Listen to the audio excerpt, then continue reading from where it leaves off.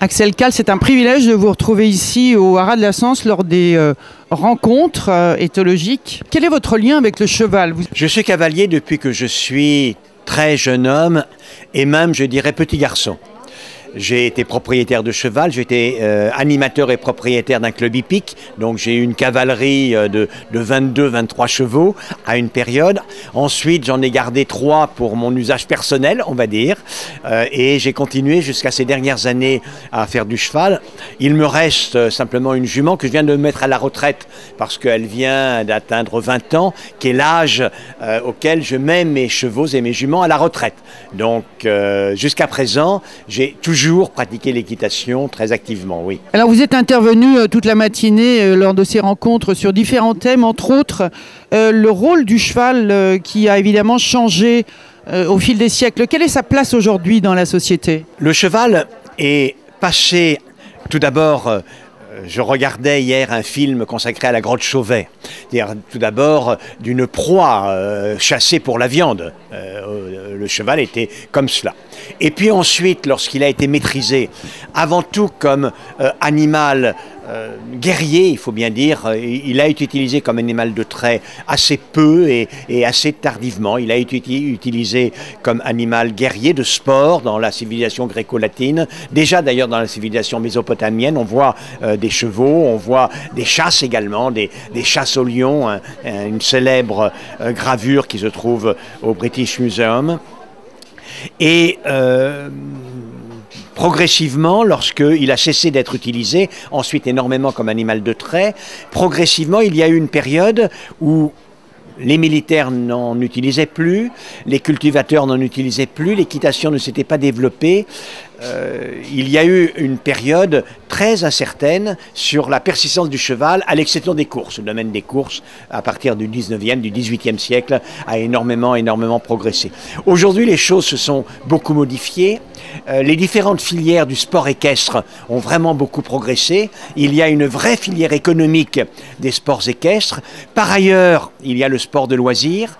Enfin, il y a une petite reprise, très petite, il faut bien le reconnaître, de l'utilisation des chevaux de trait, faisant que les lourds, qui n'ont survécu malheureusement, il faut le reconnaître, que uniquement du fait de la boucherie. S'il n'y avait pas eu l'hypophagie, la race des lourds aurait été totalement supprimée.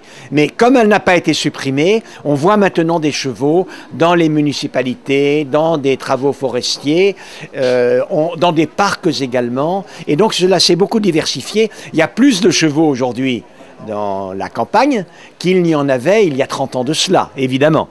Alors au cours de vos passionnantes interventions de ce matin, vous avez insisté sur différents points dont l'intérêt commun qui est celui de l'homme et du cheval. Un petit mot là-dessus. Oui, je pense que l'on peut parler vraiment de dialogue entre l'homme et le cheval.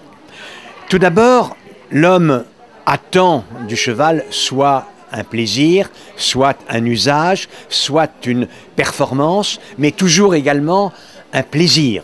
Un plaisir, il est toujours également sensible à sa beauté. Maintenant, il est en plus conscient de ce que cet animal ressent, la douleur comme lui, ressent le bien-être, pas forcément comme lui, mais un peu comme lui, est stressé comme il peut être stressé. Et donc, ce qui a émergé, c'est la notion de responsabilité. Et il sait, par ailleurs, il a appris à savoir que s'il veut tirer de son cheval tout ce qu'il peut donner, c'est sur la confiance qu'il peut s'appuyer. Et le cheval, lorsque il a été dans cette relation à l'homme dans le sens du développement de la confiance, s'est mis à avoir confiance en son soigneur, en son groom, en son cavalier. Et on le sait très bien, il y a à un moment donné une vraie dépendance, il y a un vrai goût de cheval pour l'homme dans ces conditions-là lorsqu'il apprend à avoir confiance. Je vais rappeler un épisode lorsque j'avais mon club hippique. J'avais une jument personnelle que je montais très souvent. Et évidemment, comme je m'occupais également des autres chevaux, je l'avais délaissée. Cela faisait plusieurs jours que je ne l'avais pas montée. Et un jour où je suis monté, c'était une cheval extrêmement câline, une jument extrêmement câline. Un jour où je suis passé devant son box, alors elle m'a mordu très cruellement à l'épaule, la bouche grande ouverte, et sa jalousie ne faisait strictement aucun doute. Un épisode. Est-ce que pour vous le respect du cheval et la performance sont antinomiques? Je crois qu'on est passé d'une utilisation du cheval basée avant tout sur la domination. La domination a plusieurs inconvénients. Le premier inconvénient, c'est que par la seule domination, aucun cavalier ne peut avoir totalement confiance en son cheval.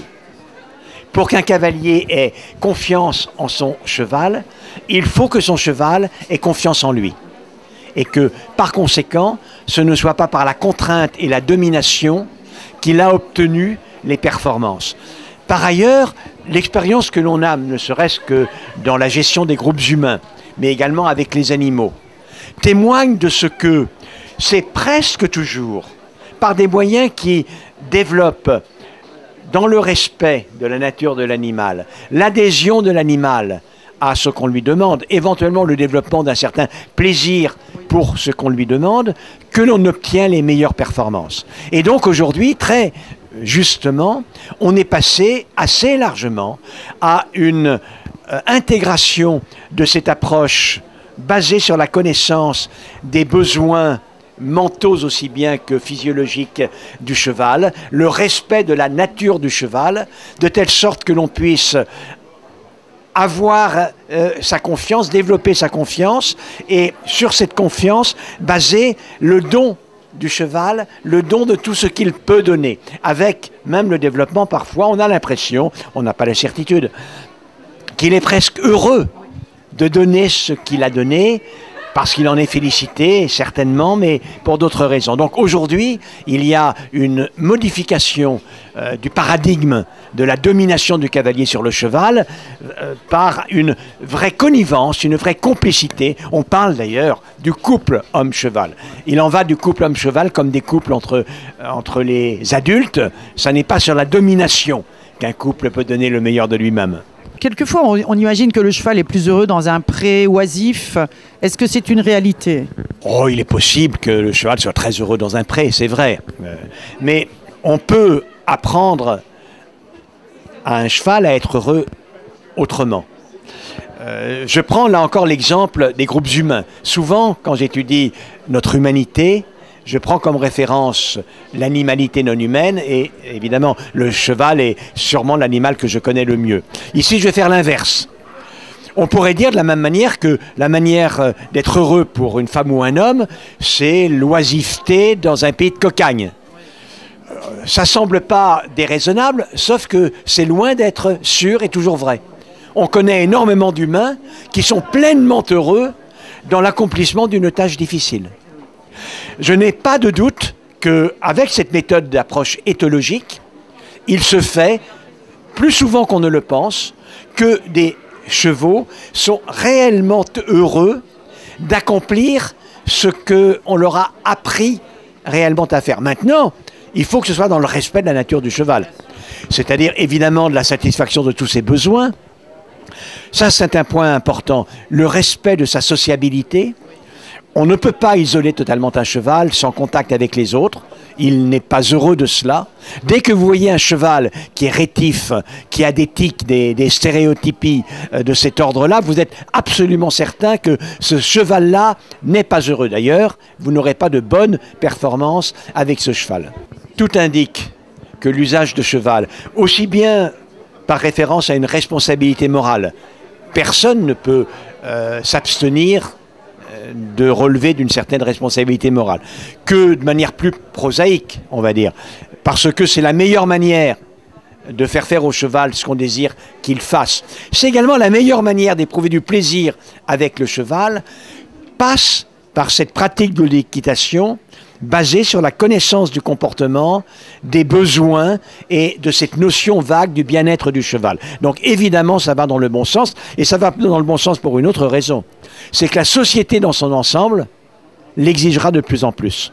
Et s'il y a des femmes ou des hommes de cheval qui sont encore réticents, qui considèrent que le professeur Kahn est en train d'évider comme ça des bons sentiments et que eux ils savent bien, ils connaissent bien les chevaux, ils n'ont pas besoin de leur dire la manière dont il faut aimer les chevaux.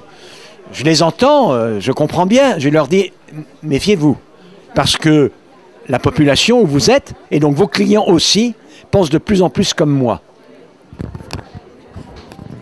Professeur Axel Kahn, merci infiniment d'avoir partagé à la fois votre passion et vos immenses compétences avec nous. Merci infiniment. Merci beaucoup et je salue tous les lecteurs d'Éperon.